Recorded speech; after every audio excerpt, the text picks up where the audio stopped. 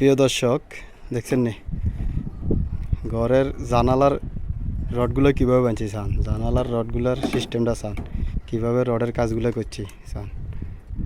কত বড় বড় জানালা আছে দেখছেন নি, রোদিল্লাই ভালো করে দেওয়া যায় না চান, কীভাবে কাজ করি কীভাবে নেট হইলো জানালার সিস্টেমটা চান।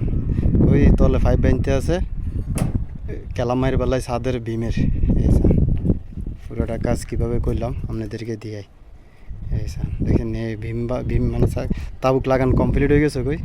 ওই এদিকে আরও দুগে আছে, এদিকেও 3 গে আছে এই চান। দেখছেন কমপ্লিট করে রাখছি এই দুগে কমপ্লিট। এগের ভিতরে স্পুট লাইট আছে, এগুলো কমপ্লিট করি না চান। কীভাবে সেন্টারিং করছি দেখছেন নি, এগুলো হলো জানালার লিঙ্কটার। বিদেশে আমরা কিভাবে কাজ করি কাজের ভিডিওগুলো তুলে ধরি দেখছেন নি চান।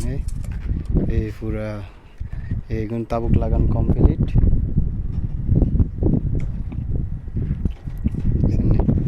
কীভাবে। তো আসলে আমরা কীভাবে কাজ করি কাজের ভিডিওগুলো তুলে ধরি। প্রচুর বাতাস ডলায় কত না, আবার দেখছেন ঈদের উপরে খারাই উঠাইতেছি, বাতাসে ডরও লাগে।